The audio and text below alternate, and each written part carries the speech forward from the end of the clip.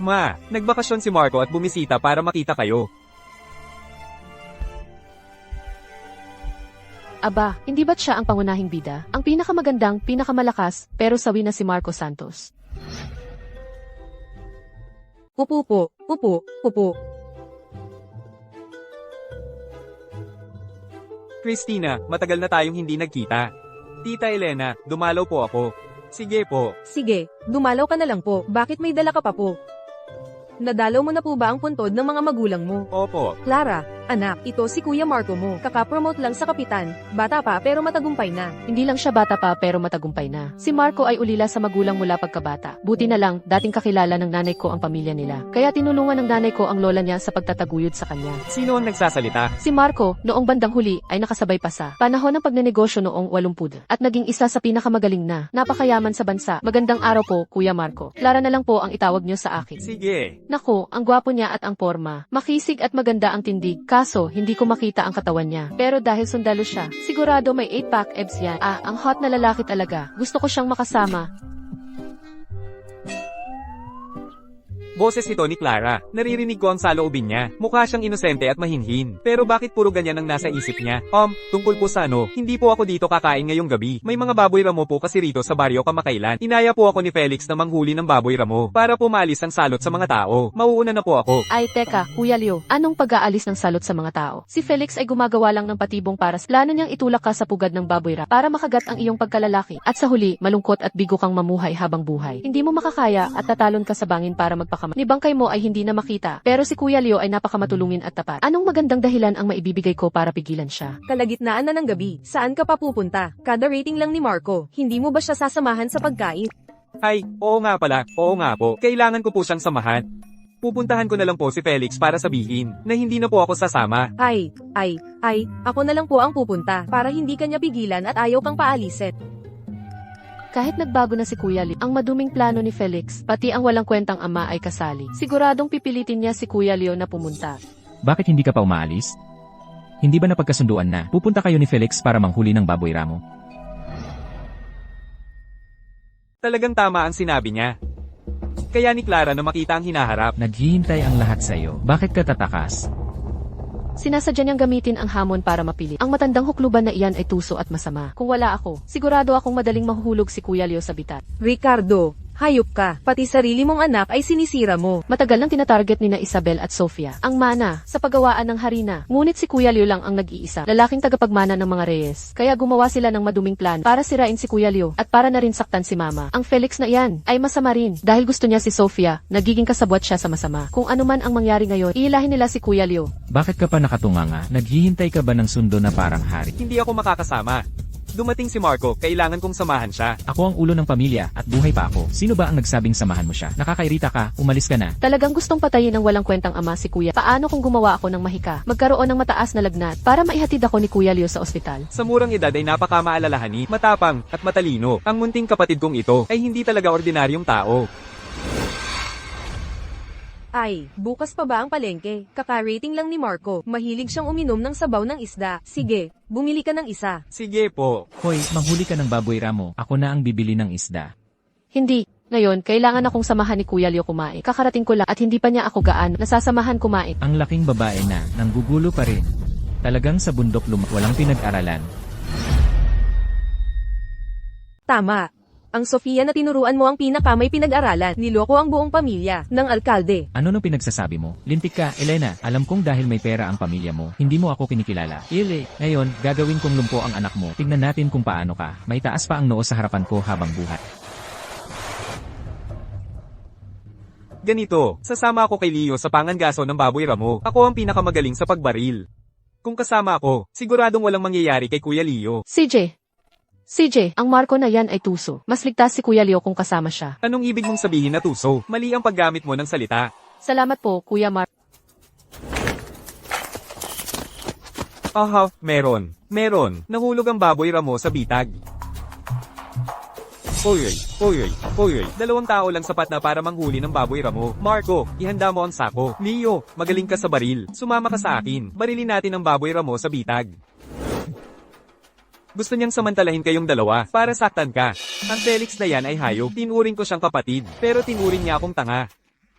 Bilisan mo, Leo. Huwag kang mag-alala, hindi mo na kailangang kumilos. Ako na mismo ang bahala sa kanya.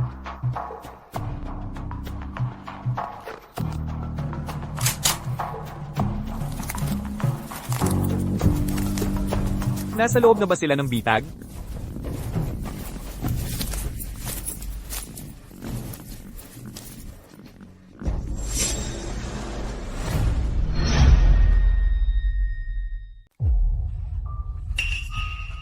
Anong ginagawa mo? Para to sa pang-aapi mo kay Sofia.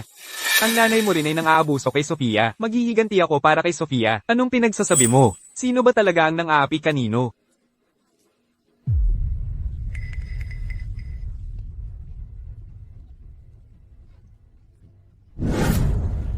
Gagamit ng baril para pumatay? Ayaw mo na bang bumalik sa militar? Diyos ko, si Marco. Ang seryoso niyang tingin ay sobrang gwapo. Gusto ko siyang sunggaban. Ibigay mo na sa akin. Felix. Tutulungan kita. Si Reyes ang nagpadala sa'yo. Alam ko na, hindi siya nagtitiwala sa akin. Para dalhin ka sa impyerno.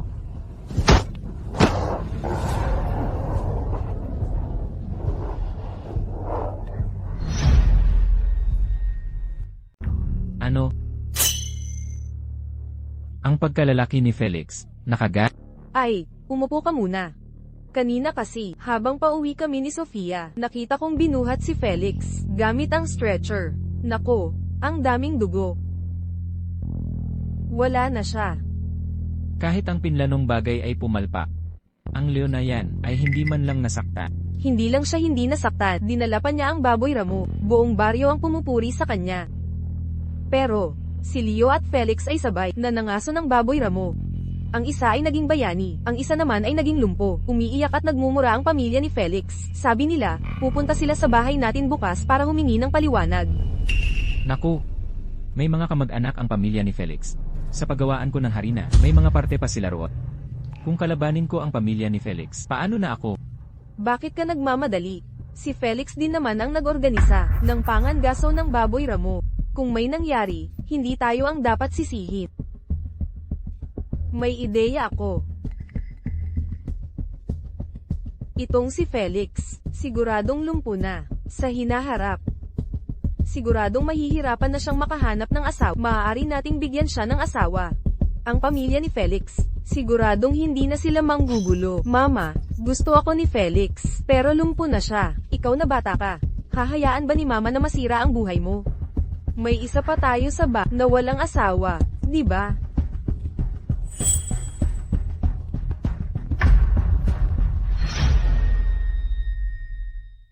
Mama, mali po ako. Hindi ko po dapat nagdadrama ngayon.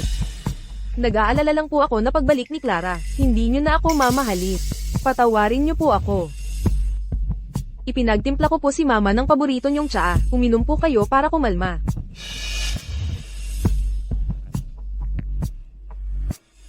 Tama yan, lahat tayo ay pamilya. Teka lang. May lason sa tsaa. Ang masamang loob na pademure na si Sofia. Sinayang lang ni Mama ang pagmamahal sa kanya ng maraming taon. Isang beses lang na hindi siya nabantaya, gusto na niyang lasunin si Mama. Ang layo ng tinakbo ko pa uwi. Nauuhaw na ako. Ang tsaang ito ay para sa akin muna, ha? Ay. Ah. Clara, ikakasal na ang ate mo. Sa anak ng alkalde, mangahas kang buhusan siya ng tubig. Ayos lang po. Sa loob ng maraming taon, ako ang nagtamasa ng swerte ni Clara. Nagseselos lang si Clara sa akin, kaya ginugulo niya ako. Hindi na lang ako magrereklamo. Kaso po, bukas ay mamamanhikan na si Daniel. Kung malaman po niya, na napakaraming hirap ang dinanas ko sa magagalit po siya. Mabuti kong anak, kapag naging manugang ka ng alkalde, magkakaroon din ng paggalang si Papa.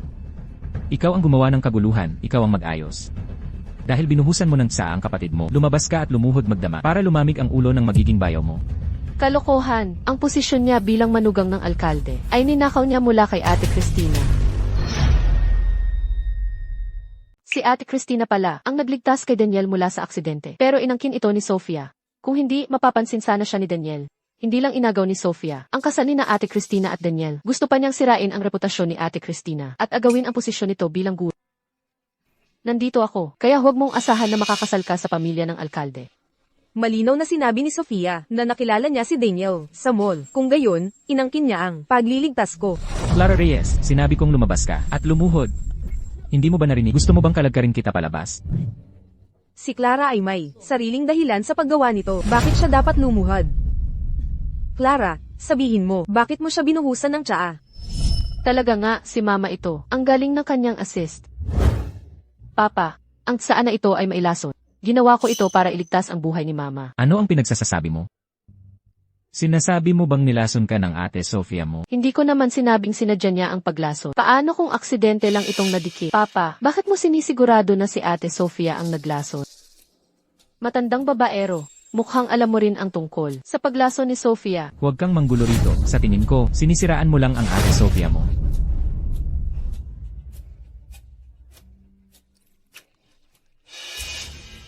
Papa, dahil sinabi mo walang lason sa tsaan na ito. Inumin mo nga. Clara, paano mo naman basta-basta na lang sinisiraan ang isang tao? Ayaw uminom ni Papa. Ate, gusto mong patunayan ang iyong kawalang sala. Kung ganoon, ikaw mismo ang uminom para patunayan ang iyong kawalang sala.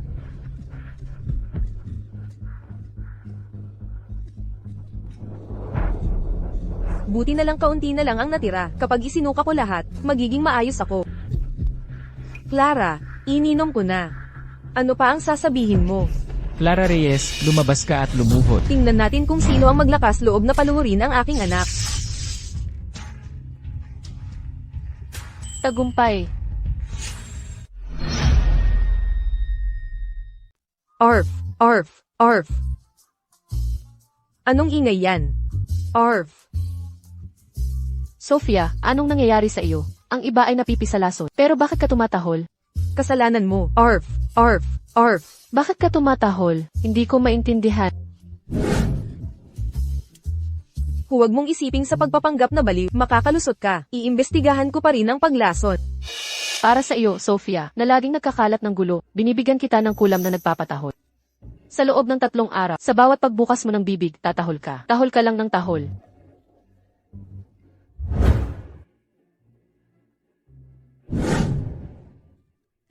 Arf, arf. Ayos lang, hindi tayo makapagsalita. Pwedeng gumamit tayo ng panulat at papel para magsulat, hindi ba? Bukas, mamamanhikan si Daniel. Paano ako haharap sa mga tao sa ganitong kalagayan? Ayos lang, sasabihin na lang natin na inuubo ka at hindi makapagsalita. Gagamit ka na lang ng panulat at papel. Pagkatapos, kapag kasal ka na sa pamilya ng alkalde, si Elena at ang buwisit na anak niya ay nasa iyong mga kamay. Arf. Ano? Ikaw ang nagligtas kay Daniel? Paano naman naging si Sofia iyon? Sofia, bakit mo naman ako biglang binibigyan ng mga ito? Ate, ang mga ito ay galing kay Daniel para sa iyo. Naaalala mo ba ilang araw na ang nakalipas? Ang lalaking iniligtas mo sa aksidente, siya pala, ang anak ng ating alkalde. Si Daniel. Paano naman nagkataon? Pinapasabi ni Daniel sa iyo na ang mga ito ay bayad para manahimik ka. Para sa hinaharap, huwag mo nang ikalat ang pagligtas mo sa kanya. Masama sa reputasyon ninyong dalawa. Sige na nga. Iyang si Sofia, gusto niya na manahimik ka para maangkin niya ang karangalan para sa ginawa mo at mapalapit kay Daniel. Christina, alam ni Mama na lagi kang nagtitiis. Pero sa bagay na ito, huwag na huwag ka. Mama, huwag kang mag-alala. Hindi na ako magtitiis ngayon. Si Ate Christina ay nagiging matatag na rin. Mabuti. Mabuti, bukas talagang tutulungan kita na maging manugang ng alkalde.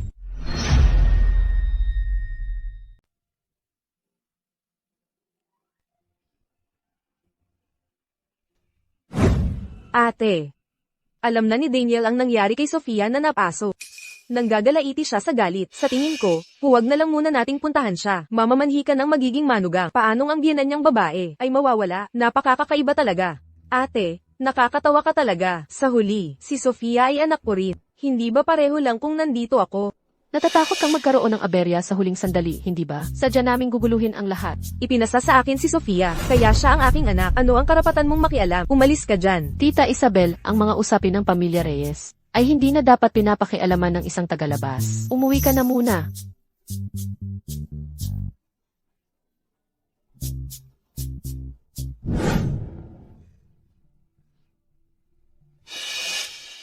Sofia, ikaw ba ang nagsabi sa mama mo na pigilan ako? Paano naman matapos kitang palakihin ng maraming taon? Hindi man lang ako karapat-dapat na mamamanhikan para sa iyo? Mama, hindi po. Ako po ang ayaw makakita sa inyo. Tita, kahit na malapit ko na kayong tawaging, Binan, hindi ko po talaga matanggap ang inyong pagkonsinti sa sariling anak na inaapi ang ampon. Napasuan si Sofia sa bahay ninyo, at dahil doon nagkasipon siya at hindi makapagsalita, ang ginawa ninyo ay maituturing ng pang-aabuso. Hindi ba siya makapagbukas ng bibig? O hindi siya dapat magbukas ng bibig? Malinaw yan sa puso ng ilang tao. Ikaw si Clara Reyes. Sinasamantala mo ang pagmamahal sa iyo ng pamilya mo para apihin ang ate mo. Napakabait niyang tao. Tapos nangangahas ka pang magsalita ng ganyan sa harap ko? Ngayon sasabihin ko ito rito. Habang nandito ako, walang makakaapi kay Sofia. Sigurado ka bang kalahating taon na ang nakakaraan? Si Sofia ang nagligtas sa iyo. Ano ang sinabi mo? Ginoong Daniel, may naiwan akong gamit sa iyo. Dapat mo nang isauli sa akin. Kailan ko kinuha ang gamit mo? 6 na buwan na ang nakakaraan. Daniel, narito ka ba para mamamanhikan ngayon o pag-usapan muna natin ang mahalaga? Oo. Christina, ano ba ang gusto mo? Mamaya na natin yan pag-usapan. Tita Elena, dumating po ako ngayon. Alam niyo na po siguro, gusto kong pakasalan si Sofia. Niligtas ni Sofia ang buhay ko 6 na buwan na ang nakakaraan, kaya kailangan ko itong bayaran. At Christina, bilisan mo, ipaliwanag mo na kay Daniel.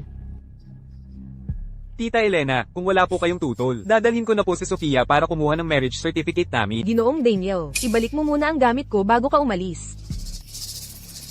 Ate Christina, ano bang ginagawa sa napakagandang araw na to? Pinipigilan mo pa si Dave, hindi mo ba gusto ang magiging bayaw mo? Binibining Christina, kung may sasabihin ka, mamaya na natin yan pag-usapan. Ate Christina, bakit ka pa nagpapakamagalang ngayon? Diretso mo nang ipahayag ang totoo. Ginoong Daniel, kung gayon, sasabihin ko sa iyo ang totoo. Ang totoo, ang nagligtas sa iyo 6 na buwan na ang nakakaraan.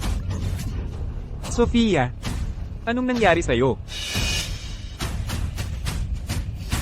Baka lumala ang sipon ko, bigla akong nahihilo. Dalhian mo, dalhin mo ako sa ospital. Nagpapanggap kang patay, di ba? Ayaw ng direktor na sabihin mo ang totoo, di ba? Hayaan nyo, itong si Master na ang tutulong sa inyo. Bitawan mo siya, ako na ang gagawa.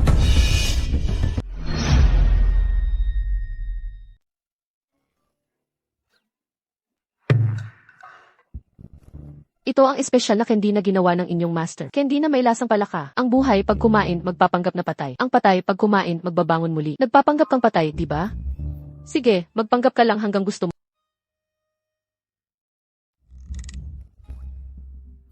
Ate Christina, ano ang sasabihin mo kanina? Dalian mo, sabihin mo na. Daniel, sa ospital na lang tayo pumunta. Masama pa rin ang pakiramdam ko. Sige, tara na. May isa pa akong gamot. Gusto mo pa ng isa? Ginoong Daniel, 6 na buwan na ang nakakaraan, nagkaroon ka ng aksidente sa Kalye Silangan. Nagdurugo ang ulo mo. Ako ang kumuha ng scarf at binenda ang sugat. Ngayon magaling ka na. Kaya ibalik mo na sa akin ang scarf. Anong sabi mo? Sabi ko, ibalik mo sa akin ang scarf. Ikaw ang nagligtas sa akin 6 na buwan na ang nakakaraan. Hindi pwede. Hayaan mo siyang sabihin ang totoo.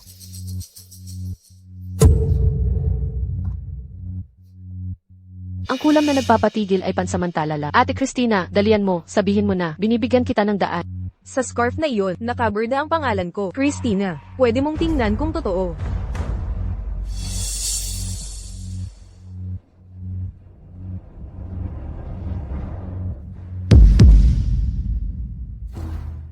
Huwag mong sabihin.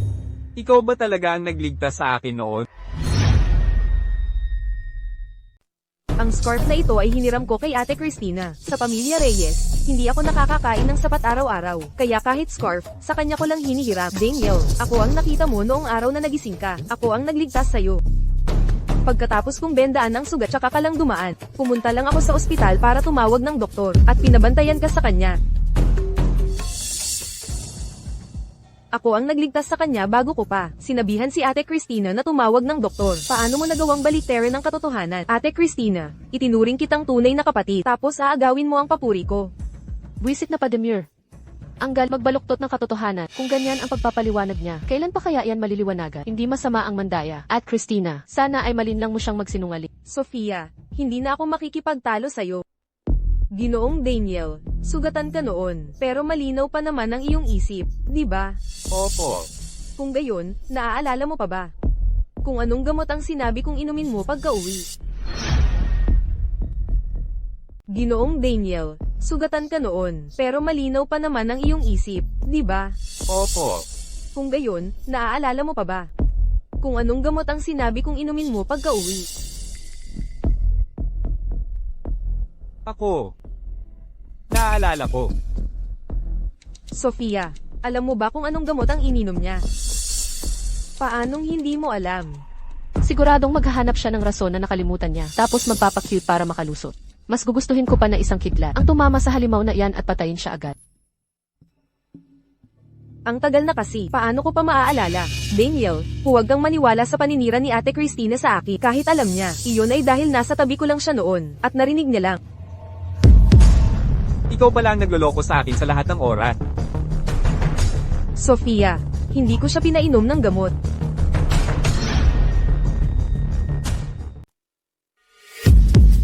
Hahaha, ang buwisit na Pademir na iyan, masama ang iniisip. Pero bobo naman ang utak. Ngayon, naisahan na siya, di ba? Sige, tanggalin na ang kulam na nagpapatahol sa kanya. Tingnan natin kung paano siya magpapaliwanag. Daniel, ang tagal na ng relasyon natin. Tapos ngayon, tumutulong ka pa sa iba para lokohin ako. Nagsasalita na ako. Gusto ko lang malaman ng totoo. Hindi ko talaga inaasahan na hindi lang ikaw ang nagligtas sa akin, kundi patuloy ka pang gumawa ng kasinungalingan para lokohin ako. Sofia, ang galing mo talaga. Daniel, kahit hindi ako ang nagligtas sa'yo, ang damdamin ko sa'yo ay totoo. Totoo. Nagpanggap ka. Minadali mo akong mamamanhikan. Dahil gusto mo lang makapasok sa pamilya namin. At maging manugang ng alkalde. Hindi mo ako pwedeng iwan. Buntis ako. Pek, gagawin ang lahat. Kahit anong salita, sinasabi na niya. Hindi kita kailanman ginalaw.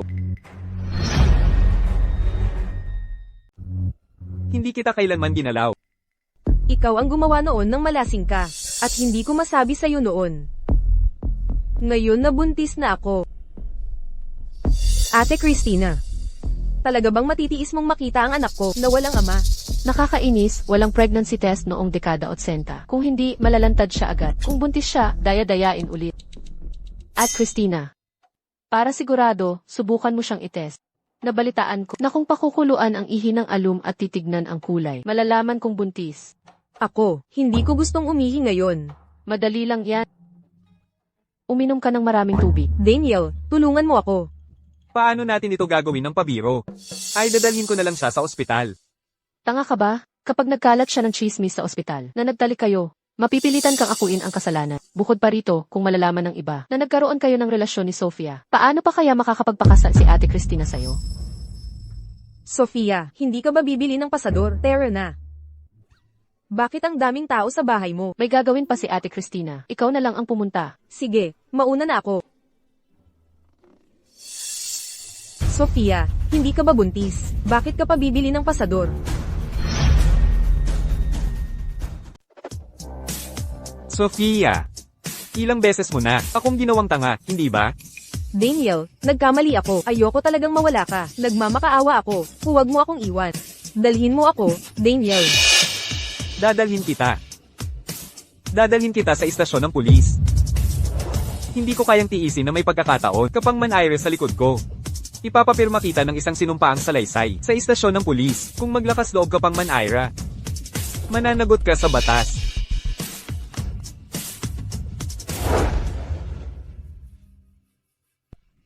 Christina, lahat ng ito ay dahil dati, naniwala ako sa mga kasinungalingan ni Sofia, at lagi kitang hindi naiintindihan. Noon pa man, love at first sight na ako, sa aking tagapagligtas. Pumapayag ka bang maging asawa ko? Iyan ang bigay kaya ko. Kung hindi mo gusto, pwede pa akong bumili ng iba. Ako rin, sa totoo lang.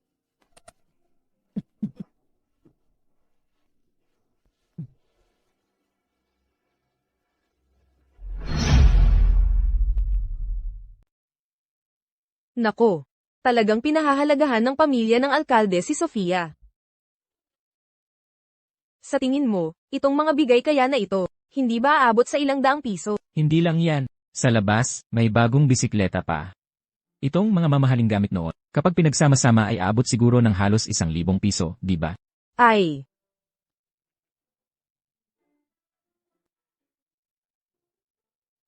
Hindi tulad nitong galing sa bundok, walang kwenta. si Clara ang tunay mong anak. Bakit ka kumakampi sa iba? Hindi ko naman sinabing siya ang tunay kong anak. Kung sino ang may kakayahan tulad ni Sofia. Siya ang tunay kong anak. Sayang naman. Si Sofia dito sa Reyes. Kahapon pa pinaso ni Clara. Siguradong nasasaktan si Daniel sa loob-loob niya. Baka isipin pa ng iba na si Sofia ay pinagmamalupitan dito sa pamilya Reyes. Tama yan. Ang buwisit na batang ito, pagbalik, ay nagkalo ng problema sa pamilya ng alkalde. Lele, papatayin talaga kita. Para hindi mo na ako maidamay sa hinaharap. Tigil!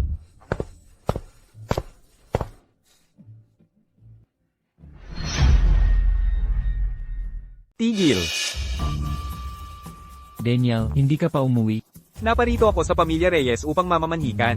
Ngunit nakita ko ang aking mapapangasawa ay hindi maayos ang kalagayan sa inyong tahanan. Natural lang na may sasabihin ako sa iyo bilang ulo ng pamilya. Totoo yan. Pagbalik ng buwisit na batang ito, pinahirapan niya agad si Sofia at pinaso pa ang kamay niya. Kasalukuyan ko siyang dinidisiplina. Huwag kang mag-alala. Simula ngayon, sa bahay na ito, walang sinuman ang papayagang mang-api sa iyong mapapangasawa. Oo nga, huwag kang mag-alala. Mula ngayon, ang iyong mapapangasawa ay aalagaan namin na parang isang hiyas. Dapat to pa rin ninyo ang inyong sinabi. Siyempre, ay Daniel, sa nakikita naming pag-aalala mo kay Sofia, kami bilang mga magulang, ay kumakalma na ang loob. Buwisit na bata, naglakas loob kang apihin si Sofia at galitin ang bayaw mo. Tingnan natin kung hindi kita patayin.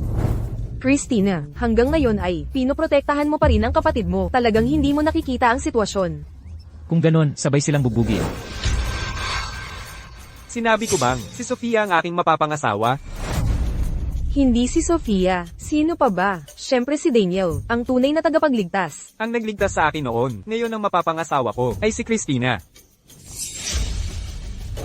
Ang inyong pagmamahal at pag-aalaga sa aking mapapangasawa ay naiintindihan ko na. Kaya pagbalik ni Sofia, umaasa akong didisiplinahin mo ng maayos ang taong yon na binibintanggan ng sariling kapatid. At puno ng kasinungalingan. Tama, sabi ni Papa. Simula ngayon, sino man ang mang-api kay Ate Christina. Paano mangyayari yan? Ang tulong na hiniling mo, natapos ko na. Uuwi muna ako. Dadalawin kita ulit sa ibang araw. Sige, mabuti. Alalahanin ninyo. Dapat to pa rin ninyo ang inyong sinabi. Kung malaman ko ulit na ang aking mapapangasawa ay basta-basta ninyong sinasaktan, hindi na ako magiging ganito kapasensyoso. Teka, hindi yan tama. Nasaan si Sofia ko? Si Sofia namin. Natakot niyo ba kaya siya tumakas? Siya, ngayon, malamang nasa istasyon ng pulis. Nagsusulat ng pag-amin at pangako. Ano?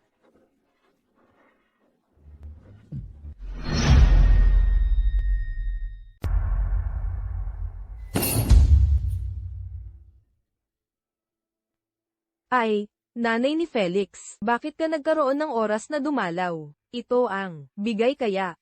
Naparito ako ngayon upang mamamanhikan para sa aking anak. Mamamanhikan. Kanino? Natural, sa inyong kakauwing anak, si Clara. Ano? Ang pagkalalaki ni Felix, nakagat. Ay, umupo ka muna. Kanina kasi, pagbalik namin ni Sofia, nakita ko si Felix, na dinadala sa isang stretcher. Nako, yung dugo. Ayon, wala na yun. Patay. Ang pamilya Fang ay may kamag-anak na opisyal. Mayroon silang shares sa paggawaan ko ng harina. Kung aawain ko ang pamilya Fang, paano pa ako makakabawi? Bakit ka nagmamadali? Si Felix mismo ang nag-organisa na pangangaso ng baboy ramo. Kung may nangyaring masama, hindi natin kasalanan. May ideya ako. Si Felix, baldado na sigurado, sa hinaharap, mahihirapan na siyang makahanap ng asawa. Kung makapag-ayos tayo ng asawa para sa kanya, tiyak na hindi na, manggugulo ang pamilya Fang. Ma, gusto ako ni Felix, pero baldado na siya, tanga na bata. Sisirain ba naman ni Mama ang kinabukasan mo? Di ba mayroon pa tayong isa, na dalaga pa sa bahay?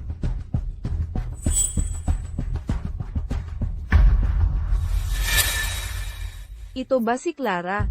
Maganda ang hitsura. Tumayo ka, tingnan ko kung malaki ba ang puwit mo. Naku, wala ba silang respeto sa privacy? Sigurado, gawa na naman to ng walang kwentang ama. At ng Isabel na iyan, ito na naman ang masamang plano ng dalawang matandang buwisit na iyan. Nanay ni Felix. Kakauwi lang ni Clara. Gusto ko pa siyang makasama ng ilang taon. Dalhin mo na lang pabalik ang bigay kaya mo. Hindi namin yan matatanggap. Elena. Ang pamilya Fang ay shareholder ng pamilya ninyo. Saka, si Felix namin ay pinalaki na parang ginto simula pa pagkabata. Ang anak mo ay lumaki sa bundok. Ang makapag-asawa sa pamilya Fang, napakaswerte na niya. Kung ganyan kayo kawalang galang sa anak ko, ayoko ring ipaasawa. Ang anak ko sa pamilya ni, sinasabi ko sa iyo, dalhin mo ang buwisit mong pera at lumayas ka. Elena, ayaw man niya, kailangan niyang magpakasal. Kahapon, ibinigay na ni Ricardo ang rehistro ng pamilya. May kakilala ako sa munisipyo na ayos na ang marriage certificate nilang dalawa. Nakumpleto na ang marriage certificate. May opisyal na selyo talaga. Elena, natanggap na ang marriage certificate. May masasabi ka pa ba sa isang magandang araw? Ipagdiwang na natin ang kanilang kasal. Nanaginip ka lang, sino ba sa baryo ang hindi nakakaalam na nakagat ng baboy ramo si Felix? Nakagat ang kanyang pagkalala kung mapapangasawa siya ng kapatid ko. Hindi ba't mabubuhay lang siya bilang byuda? Babae ka, bakit ka ganyan magsalita? Ang Felix namin ay nasugatan habang nagtatrabaho, at saka hindi naman siya nakagat talaga. Puro lang chismis yan. Nagsisinungaling ka ng walang kaabog-abog.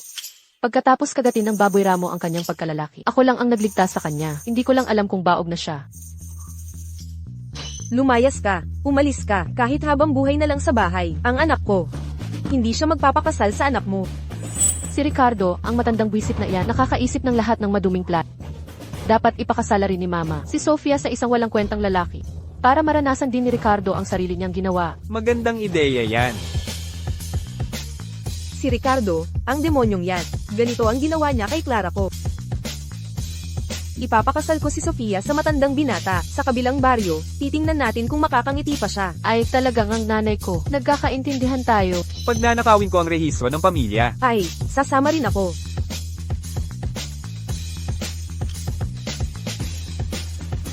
Galit na galit ako. Ma, kumalma ka. Uminom ka muna ng tubig. Itong si Felix Nagap, sa akin pa talaga naglakas loob mamilit magpakasal. Safe. Kung hindi ko siya bibigyan ng leksyon, hindi niya talaga ako kilala.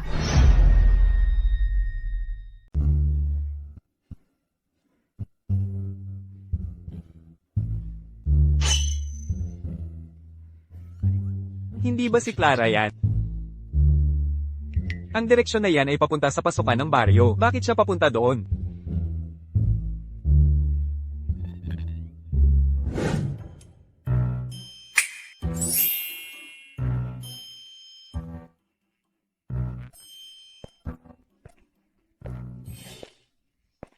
Kayo ang baog.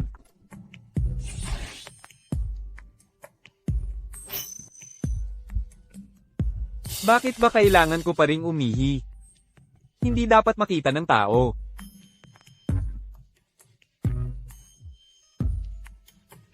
Inaamin mo bang baog ka? Ngayon, ipapakita ko kung sino ka talaga. Ang ganitong magandang kaganapan, bakit ikaw lang ang makakakita? Mga kababayan. Mga kababayan. Anong nangyari? Anong nangyari? Si Felix, hindi pa rin siya nakakabalik. Nag-aalala na ang pamilya Pang. At pinapahanap niya tayo. Ay, ang batang yan, palaging nang-aapi ng kapwa. Mabuti pa nga't hindi na siya bumalik. Ano man ang mangyari, tinulungan niya ang ating baryo sa paghuli ng baboy ramo. Hanapin natin siya. Tara na. Sumama kayo sa akin. Sumama kayo. Hi, Clara. Nasaan si Felix? Lahat ay naghahanap sa kanya. Si Felix, narito lang siya, hindi ba? Narito siya. Magpakita ka na, baby.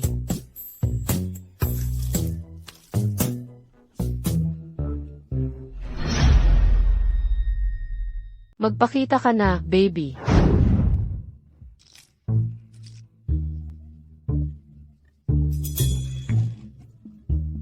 Felix, ikaw na lalaki. Bakit ka umiihi ng nakaupo? Baka naman talaga, kinain ng baboy ramoy ang bagay mo. Ay, wala na pala yung bagay niya. Kaya kailangan niyang umihi ng nakaupo.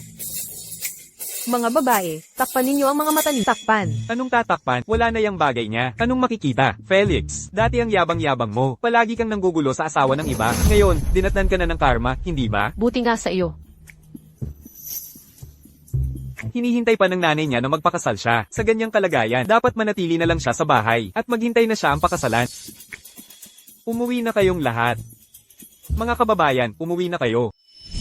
Salamat, Kuya Marco. Ayos lang. Buti nga sa kanya. Clara, huwag kang matakot. Kahit may marriage certificate, pwede namang mag-divorce. Kung sa huli, walang kukuha sa'yo, ako ang magpapakasal sa'yo. Exet, ang gwapo. Napaka-responsable. Sa sitwasyong ito, siguro, dapat ko na lang siyang sunggaban. Aalis na ako. Ay, Kuya Marco, hintayin mo ako. Elena, paano mo nagawang ipagkasal si Sofia sa matandang binata sa baryo at lihim mo pa silang pinakasalan ng hindi ko alam? Ano naman ngayon? Hindi mo rin ba ipinagkasal? Si Clara kay Felix. 18 taon ko siyang inalagaan, kaya ipinagkasal ko siya. Ayaw ko lang na masayang ang kanyang buhay. Hindi raw siya masaya. Ang kasal ng sarili kong anak, ako ang magpapasya kung ang gusto kong gawin. Hindi ba't ikaw ang nagturo sa akin na bilisin mo na at ayusin ang kasal? Napagkasunduan na namin ng matandang binata. Nasa loob ng 3 araw, ikakasal na si Sofia. Basta sinabi ko na, hindi pwedeng magpakasal si Sofia sa matandang binata. Bakit? Pwedeng magpakasal si Clara sa isang lumpo, pero hindi pwedeng magpakasal si Sofia sa matandang binata. Sinasabi ko sa iyo, kung gagawing miserable mo si Clara ko, ipaparamdam ko sa iyo ang pait ng pagiging miserable ng sarili mong anak. Elena, sinasabi ko sa iyo, ito ang bahay ng mga Reyes, at ako, ang may-ari nito, hindi pwedeng magpakasal. Si Sofia sa matandang binata, at si Clara, ang dapat magpakasal kay Felix. Kayo ba sina Elena at Ricardo? Pinapapunta kayo ng alkalde. Oh, sige, Ricardo, panahon na ngayon ng batas. Tingnan natin kung makapagmayabang kapag nakaharap mo na ang alkalde. Tara na. Balay, naimbestigahan ko na ang isinumbong mo. Maupo ka muna. Ngayon din ay aayusin natin ang bagay na ito. Elena, personal na bagay lang yan sa pagitan namin. Huwag mo nang sabihin sa alkalde. Personal na bagay, hindi mo ba alam na isinusulong ang kalayaan sa pagpili ng asawa at ipinagbabawal ang arranged marriage? Anong panahon na ba ngayon? At ipinipilit mo pa rin ang lumang tradisyon ng pagpapasya ng magulang at matchmaker, ang ganyang pag-iisip ay pabalik. Ay, napakaseryoso pala. Kung gayon, pagbalik, pupunitin ko ang marriage certificate ni Clara. Alkalde, ang issue po ng pamilya Reyes. Bakit niyo po ako isinama rito? Narinig ko na may koneksyon ka sa munisipyo at dahil may mga kamag-anak ka, nagmamayabang ka sa baryo. At pati opisyal na selyo, naglakas loob kang gamitin ng mali. Sinasabi ko sa iyo, ang mga kamag-anak mong yan na umabuso sa kanilang posisyon ay paypalabasin sa munisipyo. Alkalde, nagkamali po ako. Felix, ang marriage certificate ni Clara, sasabihin ko sa munisipyo na ipawalang bisa. Huwag na rin ninyong ikalat sa labas, masama sa reputasyon ng bata. Alkalde, dapat niyo rin pong pagsabihan. Si Elena, ipinagkasal niya ang anak kong si Sofia sa matandang binata sa baryo. Ang marriage certificate ni Sofia ay iginuhit ni Christina. Akala mo ba, lahat ay tulad mo, na walang kinatatakutan at walang batas? Kayong dalawa, magsulat kayo ng pampublikong pag-amin ng kasalanan, at umalis kayo pagkatapos ninyong pumirma. Ang marriage certificate ni Sofia, si Christina ang gumawa. Akala mo ba lahat ng tao, tulad mo, walang batas? Pareho kayong magsulat ng pampublikong pag-amin ng kasalanan. Pirmahan nyo muna bago kayo umalis. Mayor, dahil narito po kayong gumagawa ng hustisya, may ilang hiling po ako na kailangang tanggapin ni Ricardo. Elena, hindi ka ba talaga titigil? Sabihin mo, basta't makatwiran, ako ang magiging tagapamagitan mo. Una, tungkol sa kasal ng mga bata, hindi ka na dapat makialam. CJ, Ikalawa, mula ngayon, sa mga usapin ng pamilya Reyes, ikaw ang magpapasya sa kalahati, at ang kabilang kalahati ay kailangan ng pahintulot ko. May tutol ka ba? ikaw na isang babae. Anong problema sa babae? Kaya ng babae ang lahat. Ginoong Reyes, anong panahon na ba ngayon? Lalaking macho ka pa rin? CJ, pumapayag ako sa puntong iyan. Pangatlo, malaki na si Sofia. Umuwi ka at alisin si Sofia sa talaan ng angkan. Hayaan mong tumira sa labas ang mag-ina. Tama nga, ayaw pa rin niyang pakawalan ang kanyang kerida at anak sa labas. Bakit, ganyan mo ba ayaw paalisin ang kapatid ko? Kung malaman ito ng lahat, hindi ka ba matatakot sa sasabihin nila? Anong sinasabi mo? Uwi na ako at ayusin ito, sige ba? Ano, itataboy mo kami ng anak ko? Sinasabi ko sa'yo, hindi pwede. Ikaw na matandang walang silbi. Sumama ako sa'yo ng napakaraming taon. Tapos itataboy mo lang ka. Wala ka bang konsensya? Si Elena, kakampi niya ang alkalde. Wala rin akong magagawa. Dito ka pa nagwawala. Mas mabuti pa akong pag-usapan natin kung paano sila titirahin. Ang mga kahilingan na ibinigay ni Elena, dapat siyang pabawiin. Ang mga ito. Sinasabi ko sa'yo, huwag kang mag-alala. Sigurado ako na siya mismo ang magpapakumbaba. Ikaw si Clara Reyes? Halika. Sumama ka sa akin sa gikan. Para gumawa ng pampublikong pag-amin ng kasalanan. Hindi, Kapitan. Anong karapatan mo na paaminin ng kapatid ko? Ano bang ginawa niyang mali? Paano na lang siya makakaharap sa mga tao sa baryo pagkatapos nito? Nakatanggap ako ng ulat mula sa publiko. Itong si Clara Reyes. Pag-uwi niya, araw-araw siyang gumagawa ng gulo. Nagdulot siya ng kaguluhan sa buong baryo. Bilang kapitan, kailangan kong mahigpit na kondenehin. Ang ganitong klaseng pag-ugali na nakakasira sa moralidad ng baryo. Kalokohan, halata namang may relasyon sila ni Isabel. Alam niyang paalisin na ang kerida niya, kaya sinadya niyang gumawa ng gulo para pilitin ang nanay ko na sumuko. Hindi, anong ginagawa mo? Bakit? Hindi ka na nakikinig sa akin? Sino ang nagulat? Hayaan mong siya ang makipagharap sa akin. Napakabait ng Clara ko. Sino ang mangangahas na paaminin siya? Elena, sinasabi ko sa'yo, sa loob ng 3 araw, kung hindi si Clara Reyes mismo, ang pupunta sa akin, o kaya naman, tatawag ako ng gwardya. Kakalad ka rin namin siya sa giikan. Kung gusto mong protektahan ng reputasyon niya, alam mo ang dapat gawin. Nang aapi dahil sa kapangyarihan, pinagsasamantalahan ang mga taga-baryo. Bigyan kita ng leksyon para matuto ka. Bakit may kuto ang bahay niyo? Sobra akong nangangati. Umalis ka. Ayos lang, anak. Hindi kita papayagan na. Gawin ang kalokohang pag-amin na iyon. Kung talagang mahirap, hayaan na lang natin ang mag-inang Isabel, na manatili ng ilang araw pa. Ang nanay ko ay talagang isang mabuting ina. Ngunit hindi ito ang tamang paraan. Hindi magiging bukal sa loob ni Isabel iyon. Gagamitin niya itong pagkakataon na muntik na siyang mapaalis para suyuin si walang kwentang ama na tumulong. Itutulak nila ang nanay ko sa ilog at muntik na siyang malunod. Bagaman na iligtas ang nanay ko. Nasugatan ang kanyang baga. Mula ngayon, hindi na siya makakapagsalita. Sana lang may paraan para mahuli natin ang kahinaan ni Ramon. Ma, may naiisip akong paraan. Ang daming kuto sa bahay ng mga Reyes. Kinakaiti pa rin ako, ha? Ang anak ng alkalde, nagdala na naman ng regalo.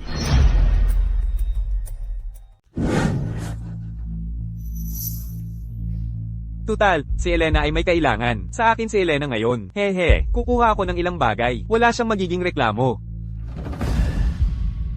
Nahuli ang magnanakaw.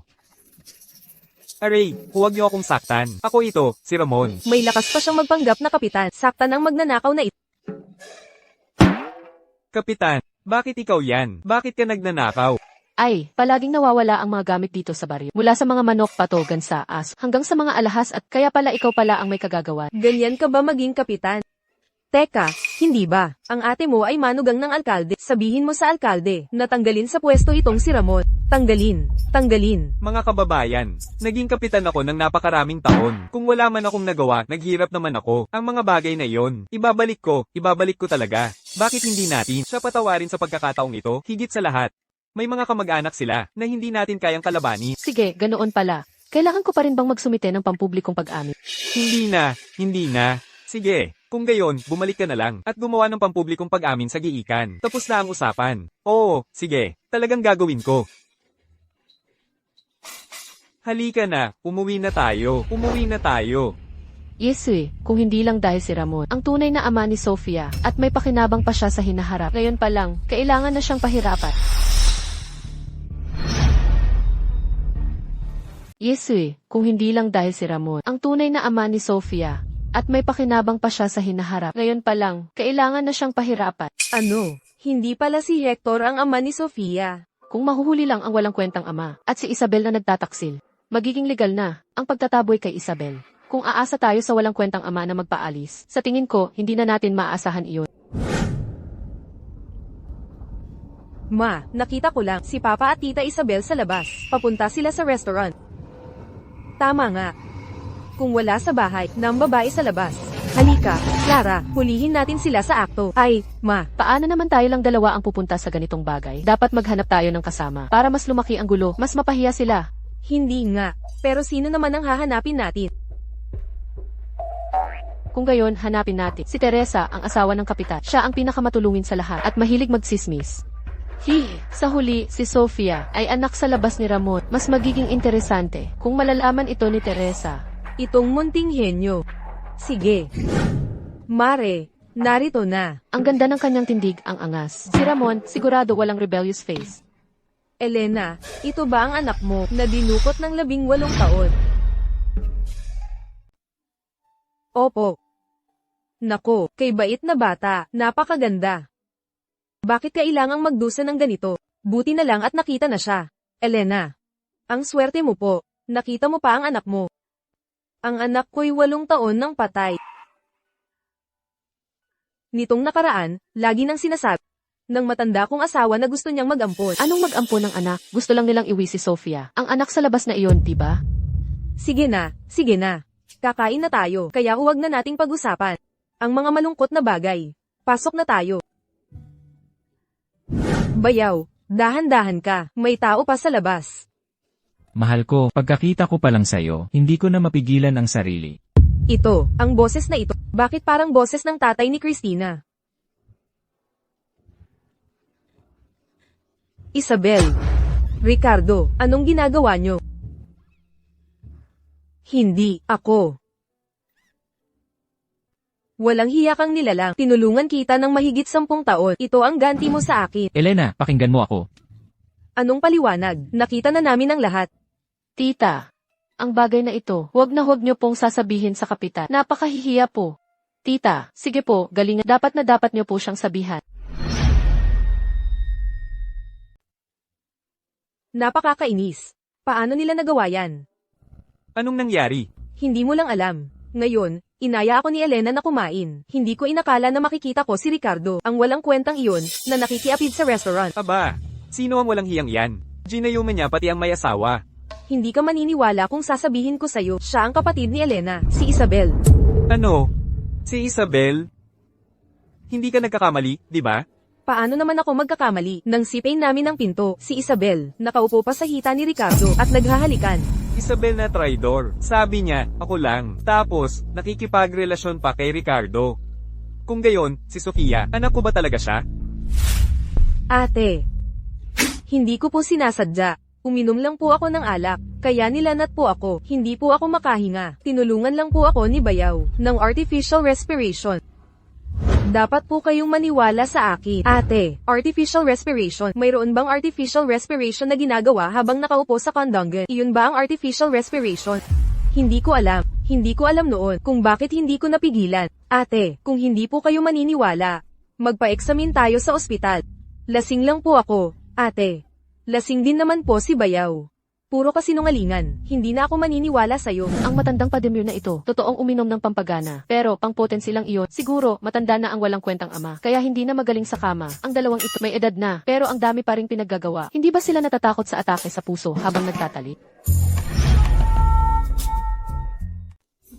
Isabel, dahil sa ginawa mong walang hiya, wala ka na sa akin. Tutal, si Sofia ay tatanggalin na sa talaan ng angkan. Hindi na siya parte ng pamilya Reyes. Kayong dalawa, mag-impake kayo at umalis na kayo agad. Kung hindi ako mapapatawad ni ate. Hindi na. Hindi na. Hindi na ako mabubuhay. Naku, Isabel, huwag kang maging ganyan. Galit lang ang sinabi ng ate mo. Hindi naman siya totoong galit sa'yo. Aba, isang gumanap na masama, isang gumanap na mabait. Ang walang kwentang ama at si Isabel. Maganda ang pagganap nila. Napakabait ng mama ko. Sana hindi na naman siya maloko ng mga ito. Ma, wag po kayong magpapalo. Halos naloko na naman ako ng mga iyon. Kung ayaw na sa akin ni ate, anong silbi pa ng buhay ko? Ate, mas mabuti pang mamatay ako, pero si Sofia ay walang kasalanan. Kung mamatay ako, sana tulungan mo ako, alagaan si Sofia. Ate, para nga pala kay Sofia. Gusto niyang pigilan. Managinip siya. Hindi na ako mabubuhay. Array, ang paa ko. Tita Isabel, hindi ba't gusto mong hiwain ang lig mo? Ang pagtuhog sa talampakan ay hindi nakamamatay. Mukhang, hindi mo pa rin kayang bitawan ang buhay mo. Pa, bakit hindi mo po pinigilan si Tita Isabel? Naiintindihan ko na. Kapag namatay si Tita Isabel, walang makakaalam. Sa lihim ninyong relasyon, ito ang tinatawag na walang testigo. Pa, napakatalino mo. Hindi, hindi. Ricardo, huwag mong kalimutan ang sinabi mo sa harap ng alkalde. Ang sinabi mo, tuparin mo ang mga iyon sa talaan ng angkan. Kung hindi, pupunta ako sa alkalde at ipagkakalat ko ang mga kalokohan ninyong dalawa. CJ, pupunta na ako. Hindi.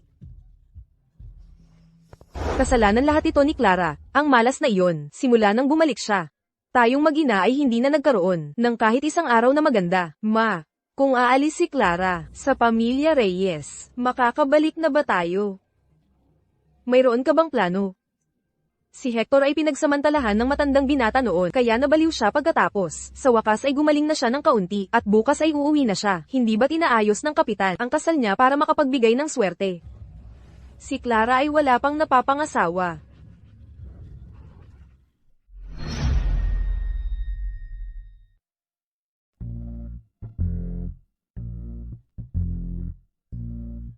Bakit biglang nagpa-party ang kapitan? Si Hector, matapos pagsamantalahan ng matandang binata, hindi na naging normal ang isip, dinala siya sa ospital, at ngayon lang gumaling. Gusto ng kapitan na maghanda ng piging para magbigay ng swerte. Tita Elena, Clara. Kuya Marco, bakit ka nandito? Talaga, isang araw na hindi makita. Ay parang 3 taon na ang lumipas. Gusto ko siyang itali sa sinturon ko para laging nakikita. Kasalukuyan akong may ginagawang misyon, at dinaan ko na rin si Hector pauwi. Kaya pinaupo ako ng kapitan para kumain. Tama, tara na, tayong dalawa, kumain na tayo agad. Bakit wala si Sofia?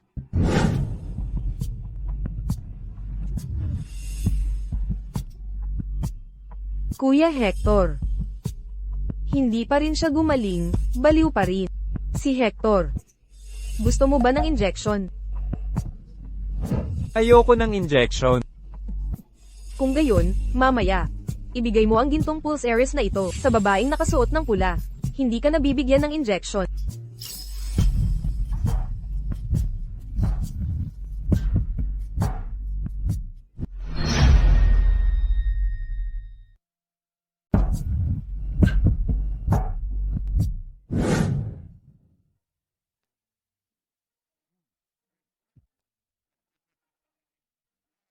Ngayon, tinawag ko kayo, mga kababayan.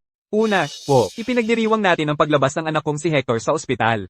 Pangalawa naman, po, malaki na rin itong anak ko, kaya gusto kong pumili ng isang mabuting dalaga mula sa baryo para ikasal sa aming pamilya. Si Hector ay niluray na ng matandang binata. Wasak na wasak ang likod niya. Sinong matinong babae pa ang magpapakasal sa kanya? Sino ba naman ang papakasalan siya? Nabalitaan kong nasa ospital siya, at nagwala pa nga, nanakit ng tao. Tama, po, kahit mayaman ang pamilya ni Ramon, pero kapag pinakasalan mo ang lalaking iyan, kahit kumita ka ng pera, wala ka namang buhay para gastusin ito. Anak, hawakan mo itong pamana nating pulse Ares. Sige, tingnan mo kung sino ang gusto mo. Si Papa na ang bahala sa'yo.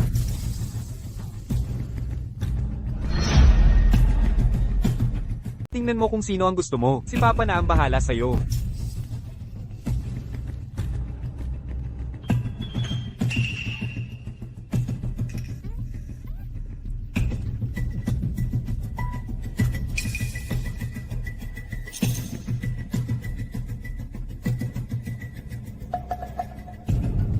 Gusto mo si Clara?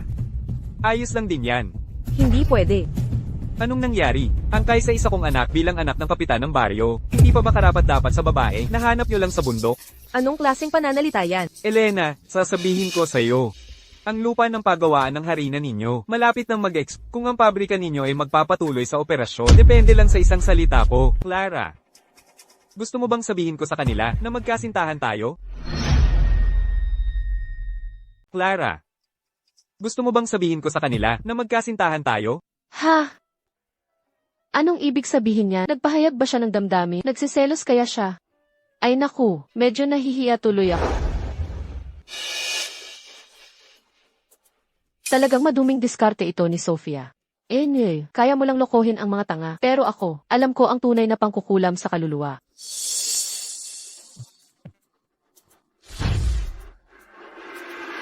Sige. Dahil gusto ni Hector si Clara, ako bukas ay mamamanhikan sa pamilya Reyes. Teka. Nagkamali ako ng nakita. Hindi ko gusto si Clara. Siya ang gusto ko. Ano? Siya ang gusto ko. Ano? Siya ang papakasalan ko. Siya ang papakasalan ko. Siya ang papakasalan ko. Hindi mo siya pwedeng pakasalan. Magkadugo kayo nang. Magkadugo ano? Kapitan Ramon, si Sofia ay lumaki rin sa pamilya Reyes. Bakit hindi siya pwedeng pakasalan? Bakit kailangan si Clara lang? Ang pahirapan, si Sofia hindi pwede? Tama, po. Kapitan Ramon, tingnan ninyo. Si Sofia at Hector, matagal na silang magkakilala. Malay ninyo, matagal na pala silang may lihim na relasyon. Wala po akong ganoon. Hindi ko pwedeng pakasalan si Hector. Kapitan Ramon, ano po ba talaga ang ibig sabihin niyan? Si Sofia at si Hector, ano ba ang relasyon nila? Bakit hindi pwedeng pakasalan? Ang nanay ni Sofia, kung saan-saan nakikipagtalik. Hindi kaya itong si Sofia, ay anak ni Kapitan Ramon. Hindi kaya itong si Sofia, ay anak ni Kapitan Ramon. Ay ipapahiya sila niyan. T asterisk ng I asterisk A. Sige, ikasal na. Hayaan na silang magpakasal. Hindi dapat malaman ng kahit sino na anak ko si Sofia. Kung hindi, matatanggal ako bilang kapitan. Mama, iligtas mo ako. Hindi ko pwedeng pakasalan ng isang baliw. Tingnan mo, wala rin akong magagawa para tulungan ka. Ang unang pinili ni Hector ay si Clara. Mama, ipakasal mo si Clara kay Hector para hindi na ako ang mapakasal. Anong klaseng kalokohan ang sinasabi mo? Ayaw mong mapakasal sa isang baliw. Ang anak ko, gusto mo. Sofia, ikaw, wala ka talagang hiya para sabihin yan. Sa puso mo pala. Si Clara talaga ang anak mo. 8. Iyan ang katotohanan. Naghihintay na ako sa handaan ng kasal mo. Walang puso ka. Si Sofia at Hector ay magkapatid sa ama. Ikaw, pinapakasal mo silang dalawa. Baliw ka na ba? Baliw na baliw ka. Wala akong choice. Kung hindi, malalaman ng mga tao ang tungkol sa ating dalawa. At pareho tayong tapos. Anong gagawin natin ngayon? Si Ricardo ay isang tanga. Puntahan mo siya para kausapin. Kumbinsihin mo siyang sumali sa palabas natin. Para si Clara ang ipakasal. Nang sa gayon ay hindi na kailangang magpakasal ni Sofia. O mga espiritu ng langit at lupa. Ako, ang manggagamot. Nakikita kong pinalilibutan ang bahay ninyo ng malas. Siguradong may nagdadala ng malas sa inyong pamilya. Opo, manggagamot. Araw-araw kaming minamalas nitong mga nakaraang araw. Pakiusap, mag-isip ka ng paraan para tulungan kami. Madali lang yan. Una, gamitin ang isang palangga ng dugo ng itim na aso para lumabas ang tunay niyang anyo. Tapos, ipakasal nyo na lang siya sa iba. Handa na ba ang dugo ng itim na aso? Opo, opo, opo.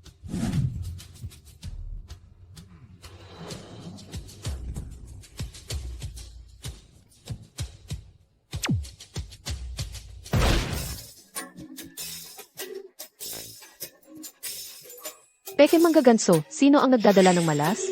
Hindi kaya ikaw, miss? Walang iya. Ikaw na nagdadala ng malas. Ako, ang manggagamot, ay papatayin ka, Ginoong Ricardo. Ang kakayahan ng nagdadala ng malas na ito, ay nakita mo na. Mukhang mahirap itong gawin. Dagdag. Idoble ang bayad. Hindi. 5 beses ang bayad. Gawan mo ng paraan para matapos mo siya. Sige, maghanda ka agad ng nagbabagang uling. CJ. Yung nagbabaga talaga na kulay pula. Kapag naglakad siya sa nagbabagang uling, siguradong sasabihin niya ang lahat. Opo, opo, opo.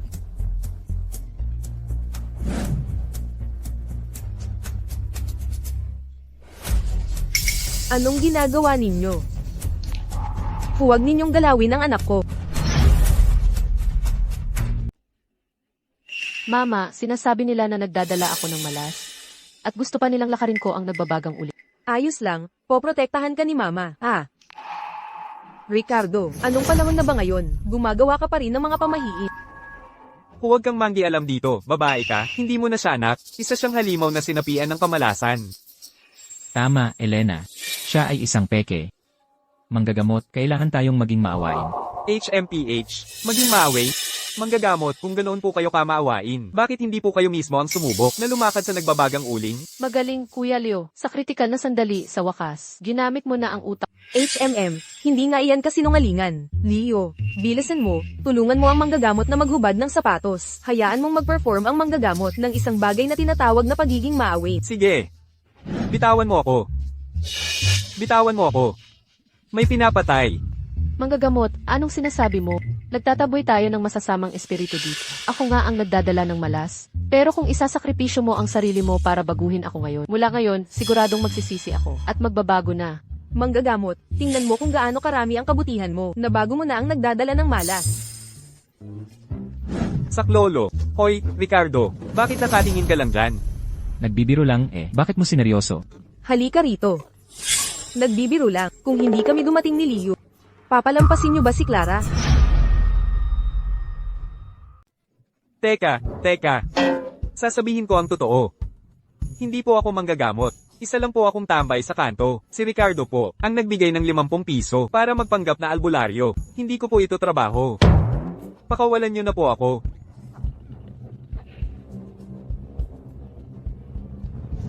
Talagang umamin siya.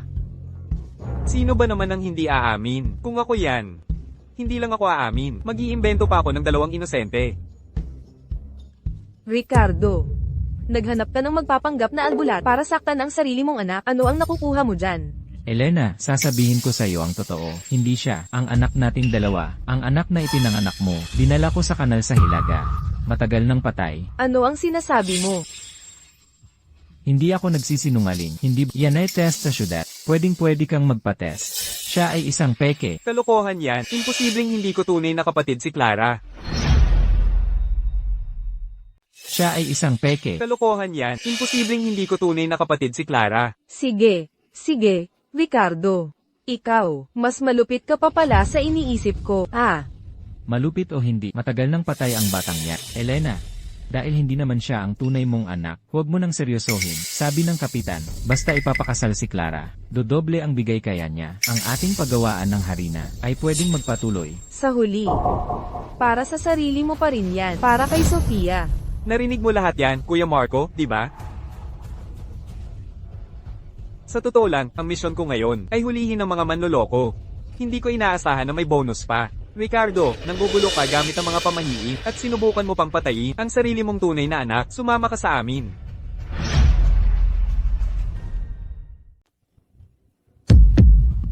Elena, iligtas mo ako. Mag-asawa tayo ng napakaraming taon. Ricardo, matagal ko nang isinuko ang pag-asa sa'yo. Dalhin na yan.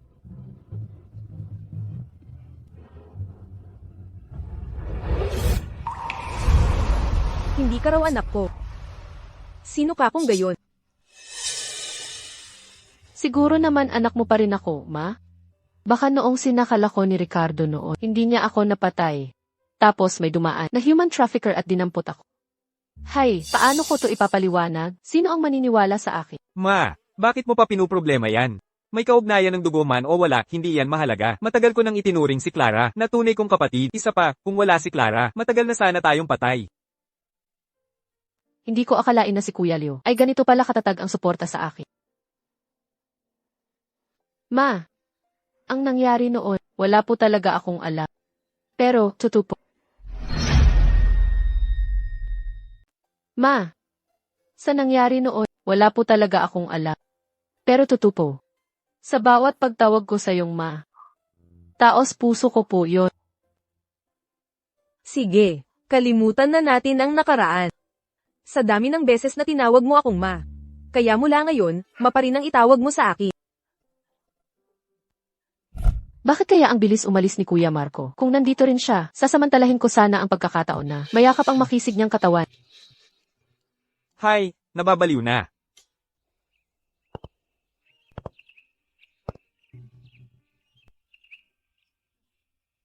Akala ko, magagalit ako, malulungkot, at madidismaya. Pero ngayong dumating na ang sandaling ito. Nakaramdam lang ako ng ginhawa. Clara, wala na akong pag-asa sa kanila. Ma, naintindihan mo. Sige, pumunta tayo sa bahay ng kapitan. Halika.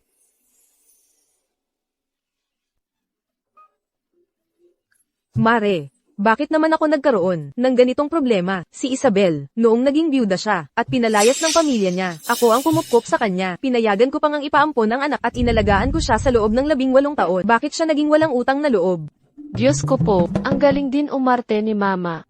Elena, may gusto akong sabihin pero hindi ko alam kung dapat. Iyon ay, hindi ko alam kung gaano nakatagal silang nagkarelasyon. Posible kayang si Sofia. Hindi ko alam kung gaano nakatagal silang nagkarelasyon. Posible kayang si Sofia. Hindi naman siguro. Marami yang kalaguyo. Hindi lang si Ricardo. Nga pala. Si Sofia, gustong maging elementary teacher. Hindi niya mapasa ang exam, pero ang kapitan ay patuloy na tumutulong sa kanya. Dahil dumating na ako, gusto kong sabihin sa kapitan na si Sofia ay hindi naman taga rito sa atin, kaya hindi na niya kailangan tulungan. Ano, noong nakaraang buwan, ang pamangkin ko, gustong makapasok sa elementarya sa pamamagitan ng koneksyon, pero ayaw tumulong ni Ramon. Yung si Sofia nyo, hindi naman kamag-anak ni Ramon, bakit naman siya todo tulong? Ang bobo mo naman, napakalinaw na ng lahat. Hindi pa rin ba ninyo makita? Kaya nga nakakapagtaka, ngayon lang lumipat si Sofia, pero tumulong pa ang kapitan sa bahay namin.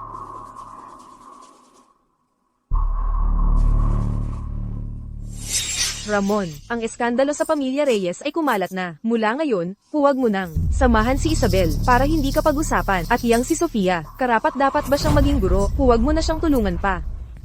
Ano ang pinagsasasabi mo? Si Isabel ang nagkamali, pero walang ginawang masama si Sofia. Nakikita ko lang na matalino ang bata, at marunong magturo. Napakamatulungin mo naman, kapitan. Si Sofia ay isang anak sa labas na hindi nga alam kung sino ang tunay na ama. Napakabait mo sa kanya. Ang hindi nakakaalam ay mag-iisip na.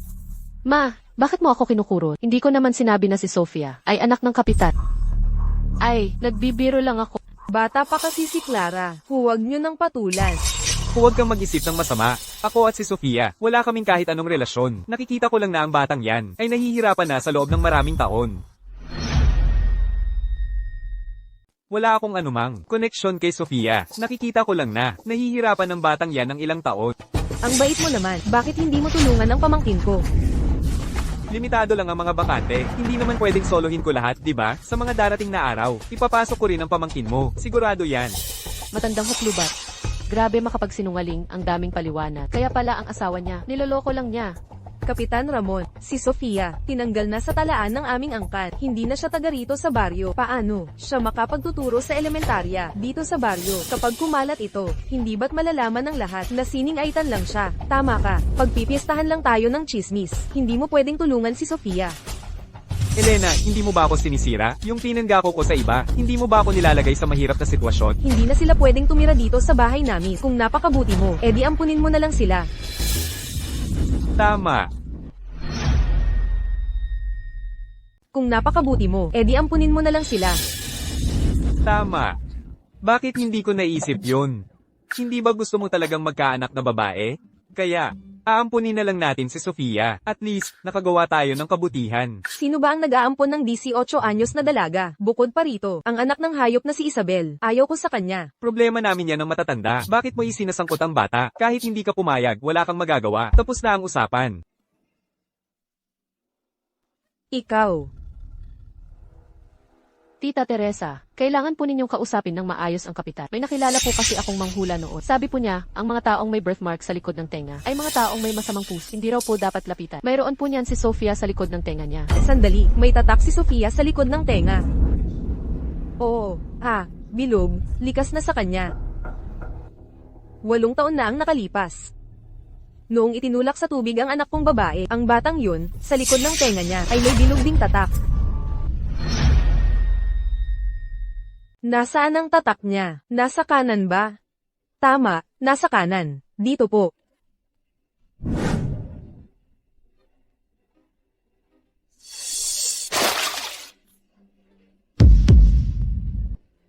Anak ko.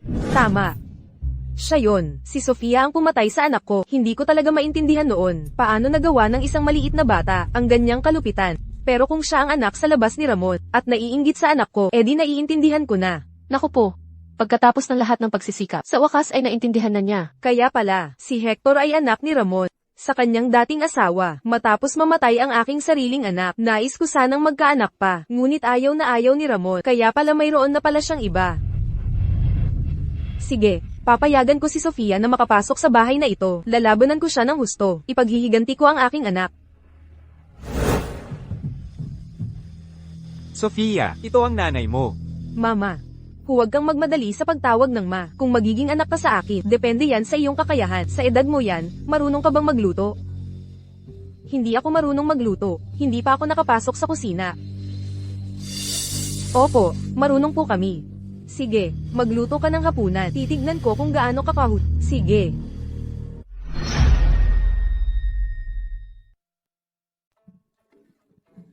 Kasalanan mo lahat. Sabi ko na ngang hindi ako marunong magluto. Pinilit mo pa akong magluto. Hindi mo ba nakikita na? Hindi ka gusto ni Teresa? Bakit hindi ka magpakita ng maganda? Gusto mo ba talagang paalisin ka sa baryo?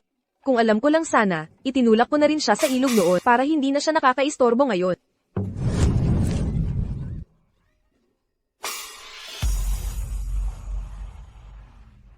Sinabog nyo ang kalan, tapos ito lang ang niluto nyo, Tita Teresa. Kung hindi po ninyo ako gusto, aalis na lang po ako. Hindi mo kailangang pahirapan pa ako ng ganyan. Sige, umalis ka. Pasensya na po, bata pa po kasi, hindi pa nakakaintindi. Huwag po kayong magalit. Subukan nyo po. Wala kang karapatang magsalita dito. Pinapakain mo ako ng ganyan. Gusto mo ba akong lasunin? Para agawin ang asawa ko. Wala po, hindi po ako mangangahas. Ano ang ginagawa mo?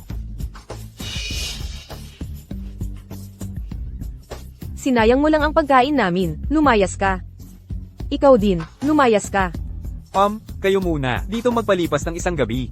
Susubukan ko siyang kausapin. Ano bang nangyayari dito?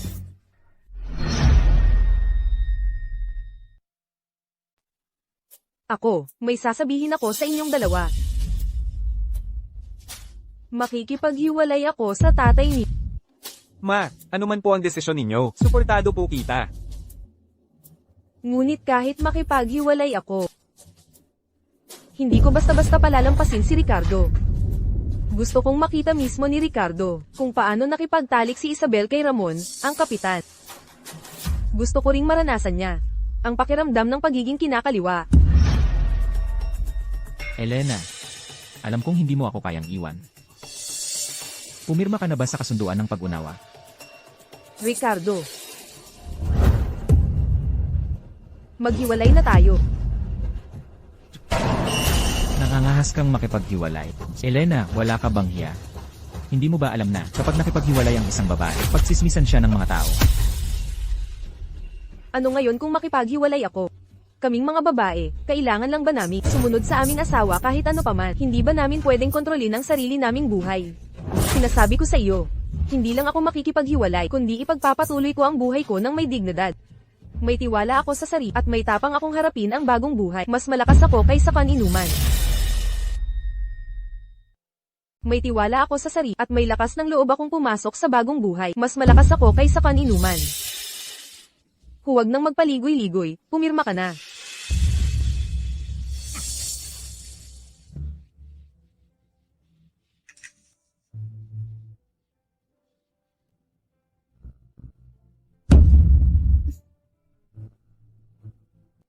Ricardo, alam mo ba kung bakit kita dinala rito? Bakit? Sigurado akong miss na mo na si Isabel, ano?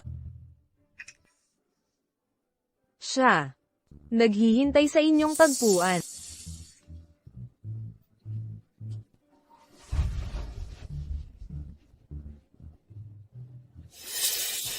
Mahal ko, para sa'yo, handa akong mamatay. Ayokong mamatay ka. Gusto kong mamatay ang babaeng yan, si Clara. Isabel, wisit kang babae. Ricardo, Hindi ba't nahuli ka na? Ricardo, pakinggan mo ako. nakita ko na ang lahat. Isabel, traitor ka. Papatayin kita.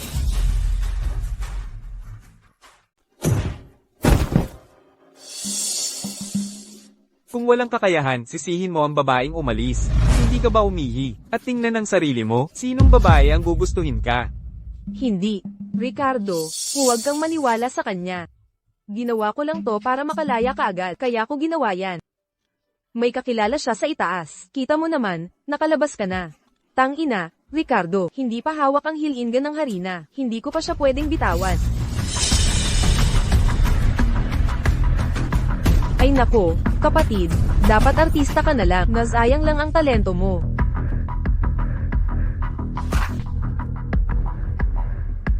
Ito ang mga resibo ni Isabel. Sa restaurant na yan. Grabe siya, time management master talaga.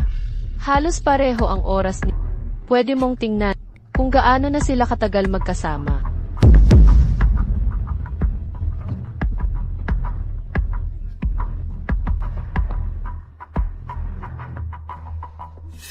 Huwag ka nang magkunwari, kapatid.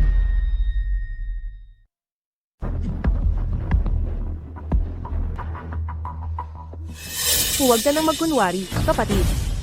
Sa anak ko na ang hilingan ng harina, wala kang makukuha. Ano? Ricardo, walang silbi. Nasayang lang ang mga taon ko sa iyo. Pa, nga pala. Hulaan mo, bakit gustong ampunin ni Ramon si Sofia? Anong ibig mong sabihin? Ang ibig kong sabihin, 18 taon ka nang kinakaliwa. Hindi mo talaga anak si Sofia. Anak siya ni Ramon. Kaya pala, hindi man lang kamukha ko si Sofia. Medyo kamukha pa niya si Ramon. Hindi. Isabel, pinapaampon mo sa akin ang anak ng iba, ang sarili kong anak. Papatayin kita. Ikaw naman kasi ang tanga. Ako pa sisisihin mo. Ikaw na matandang hakluban ka. Ma, hayaan mo silang mag-away. Huwag lang tayong Tapos na ang lahat. Tara na.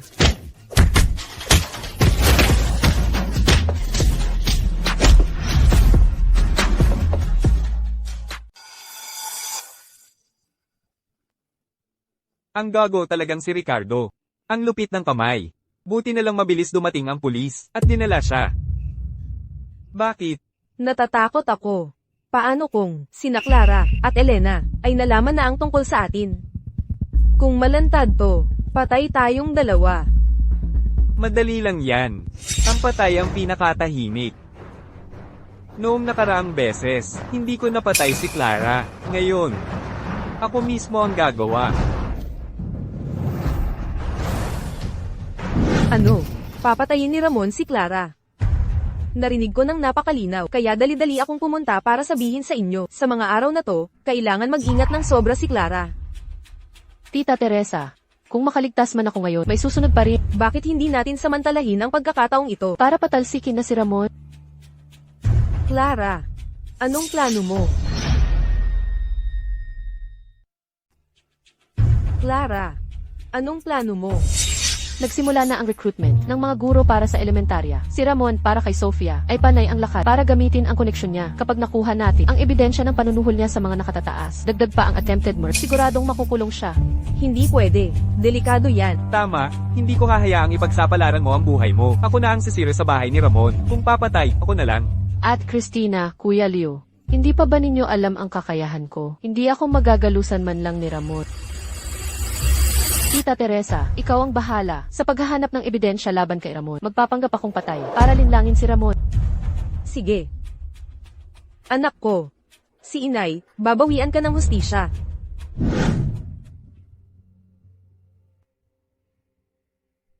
Ramon, Sofia. Babayaran ninyo ang pagkamatay ng anak ko.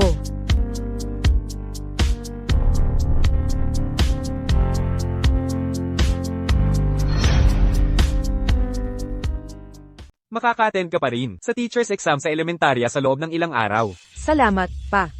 Sa tingin ko, hindi na. Habang nagluluto ako kanina, hindi ko masyadong tiningnan. Akala ko basura, kaya ginamit ko pang gatong. Patay. Hindi na to magagamit to. Pa, malapit na ang exam. Bilisan mo, kumuha ka ulit ng bago. Bukas ang unang araw ng pagsasaka. May mga tao pa akong kailangan dalhin sa bukid. Wala akong oras. Anong gagawin ko ngayon? Hindi naman ako pwedeng maghintay pa ng isang taon, di ba? HMP. Ano bang pinagmamadali mo, Ramon? Ibigay mo sa akin ang susi ng opisina mo sa munisipyo. Kukuha ako ng papeles at pupunta sa bayan para mag-apply ng kapalit na adoption papers. Ang susi ng opisina ko, bakit ko ibibigay sa'yo? Kung ganoon, hayaan na lang si Sofia na maghintay pa ng isang taon. Pa. Sige. Kunin mo na lang ang mga dokumento at lumabas ka agad. Huwag kang kung ano-anong halukain. Kailangan ko pang ipaalam ang tungkol sa pagsasaka.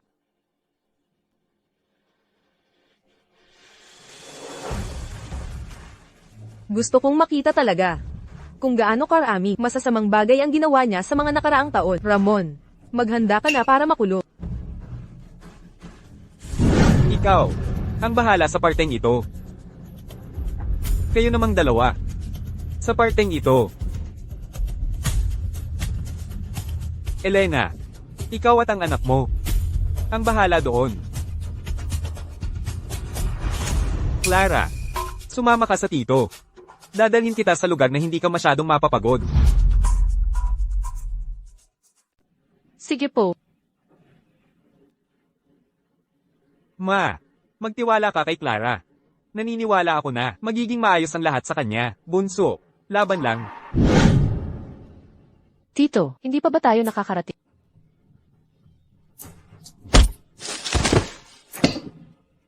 PWE. Clara, huwag mo akong sisihin. Sino bang may sabi na hadlangan mo ako sa daan ko?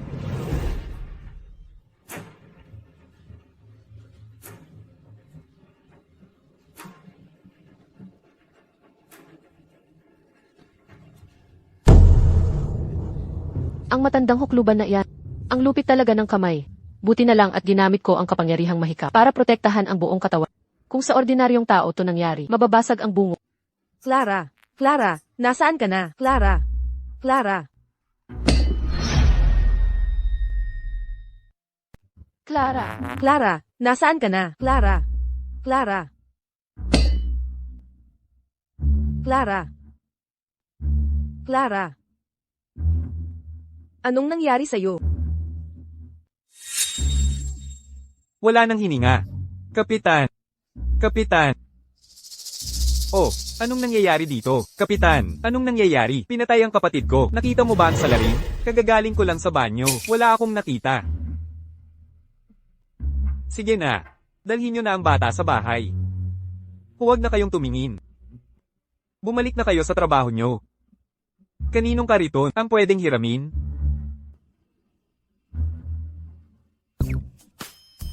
Clara. Sige na, umalis na sila. Sige na, huwag ka nang mag-arte. Tumayo ka na. Clara. Clara, anong nangyari sa'yo? Anong nangyari sa kapatid mo?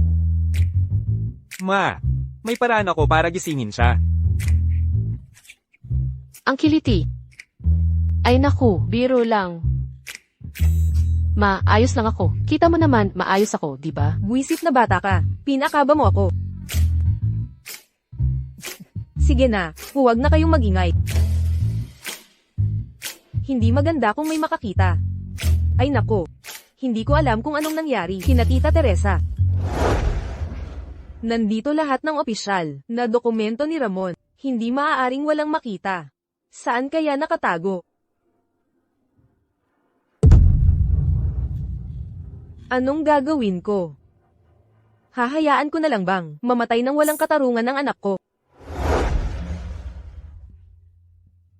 Mama, itinago ni Papa ang lihim na pera sa ilalim ng lamesa. Ay nak, mabait kong anak, hindi ka ba natatakot na bugbugin ka ng papa mo? Hindi po, protektahan ako ni Mama. Tunay na mabuti kong anak.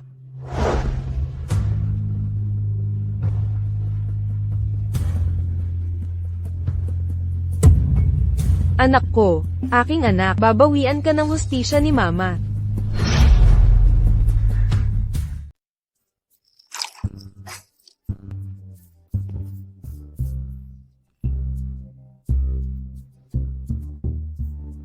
Ang batang babaeng iyan mula sa pamilya Reyes. Patay na siya, patay na talaga. Wala nang makakahadlang sa ating tatlo para magkasama. Talagang mahusay ka. Tamang tao ang sinundan ko. Pa, sisiguraduhin ko po, aalagaan ko kayo. Buti na lang at naitulak ko sa ilog ang buwisit na bata noong taong iyon. Kung hindi ko mararanasan ang magandang buhay ngayon. Oy, saan ka pupunta? May emergency sa pamilya ko. Kailangan kong pumunta. Buwisit na babae. Dahil lang may konting pera ang pamilya niya, sinusungitan na niya ako. Kapag naging guro sa elementarya, ang Sofia natin, kukunin ko na rin ang paggawaan ng harina ng pamilya Reyes. Makikipaghiwalay na ako sa kanya, at pakakasalan kita. Makikipaghiwalay na ako sa kanya, at pakakasalan kita. Sige, magandang ideya yan. Pa, ang libing ba ni Clara ay bukas? Oo. Isama mo ako, gusto kong makita ang naging kapalaran ni Clara sa paglaban sa akin. Anong nangyayari sa libing na ito? Hindi man lang ba maghahanda si Elena? Umalis ka, hindi kita inimbitahan. Elena, kanino ka nagsusungit? Namatay ang sarili mong anak. Dahil puno siya ng kasamaan, buti nga sa kanya. Sofia, tapos ka na bang magsalita? Inalagaan ka ni mama ng mahigit 10 taon. Wala kang utang na loob. Ako ang walang puso. Nang bumalik si Clara, tiningnan niya ba ako ng diretso kahit minsan? Araw-araw akong kinakalaban ni Clara. Buti nga sa kanya na namatay siya. Kung hindi mo isasara ang bunganga mong mabaho, sisipain kita palabas. Pa, sinaktan niya ako. Buisit na bata. Anak ng kapitan, pati siya sinaktan mo? Talaga. Pero hindi ka na magiging kapitan.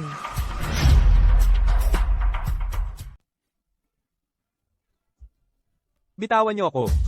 Ako ang kapitan ng Barrio San Isidro. Nagtatrabaho ang pamangkin ko.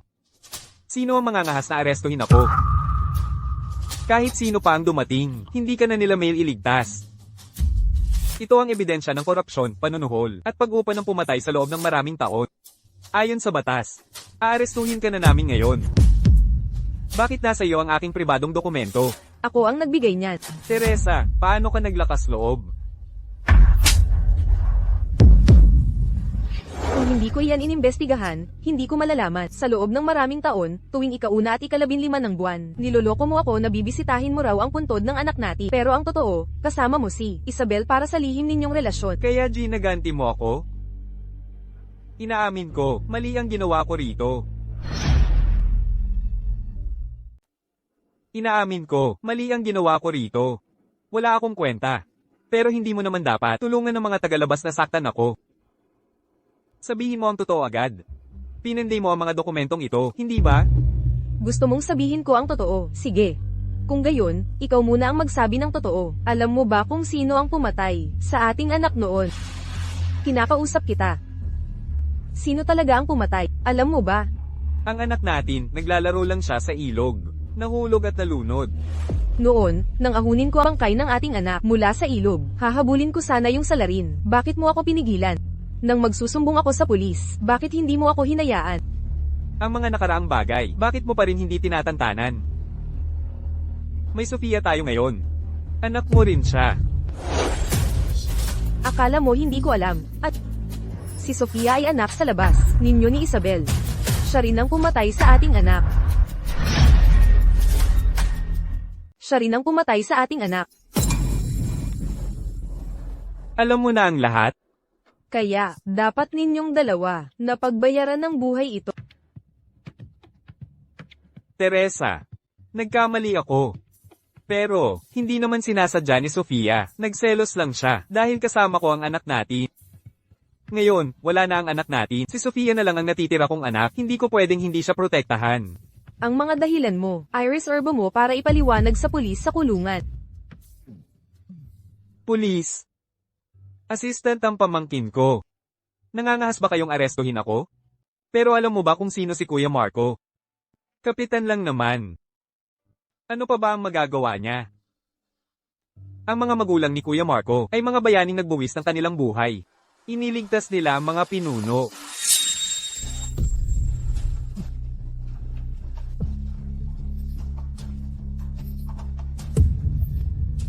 Ate, saan ka pupunta? May multo.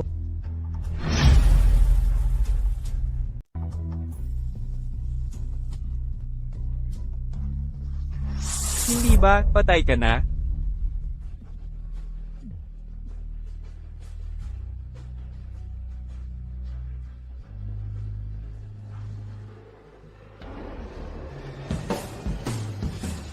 Dahil hindi ko pa nakikita na nagbabayad ang mga kontrabidang tulad ninyo. Paano naman ako mamamatay? Ramon, tingnan mo, pamilyar ba ito sa iyo?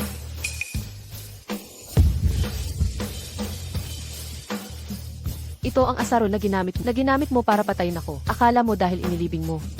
Hindi ko na mahahanap. Kuya Marco, ebidensya rin ito. Ibinibigay ko na sa iyo.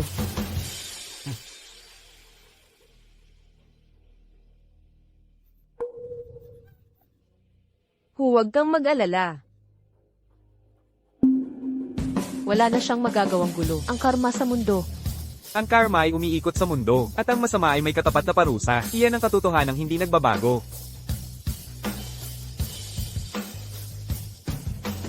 Dalhin na siya.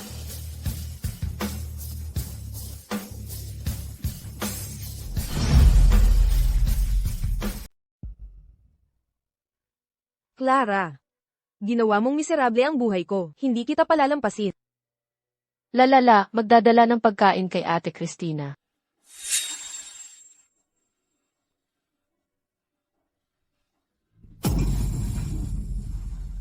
Ha ha ha, Clara. Sa huli, nahulog ka pa rin sa aking kamay.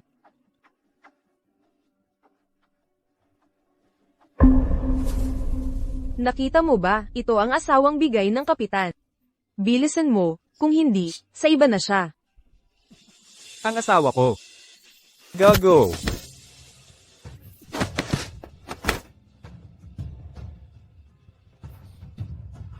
Clara. Clara, ayos ka lang ba? Kuya Marco, masama ang pakiramdam ko. Parang may epekto sa akin ang aphrodisiac. Tulungan mo ako. Aphrodisiac, inaasahan ko na si Sofia ay aatake sa akin dito. Si Kuya Marco rin ang sasagip sa akin. Sofia, salamat sa pagtulong mo sa akin na makasama si Kuya Marco. Pagdating ng panahon, sisiguraduhin kong susunugan kita ng maraming papel na pera. Hindi pa niya alam na naririnig ko ang kanyang saloobin. Paano kita matutulungan? May maisan dito. Kuya Marco, sobrang init ko. Clara, may napakahalaga ako sasabihin sa'yo. Ano iyon? Pagkatapos na lang natin yan pag-usapan, naririnig ko ang iyong saloobin. Ikaw? Kailan ka nagsimula? Saan nagsimula? Mula nang una kitang makita, naririnig ko na. Kung gayon, lahat ng bastos na sinabi ko. Sa kanya, narinig niya pala lahat. Hindi. Naririnig pa rin niya ngayon. Huwag kang makinig. Nakakahiya sobra. Oy, Clara. May isa pa ako gustong sabihin sa iyo. Gusto kita. Mula nang una kitang makita, nagsimula na kitang magustuhan. Bakit mo ngayon sinasabi? Hindi ito romantic. Hindi na talaga ako makapaghintay. Kung papayagan mo akong pakasalan ka, hihingi na ako agad ng kamay mo kay Tita Elena. CJ, pero bago yan, may mas mahalaga tayong gagawin. Mas mahalaga? Ang laki ng maisan dito.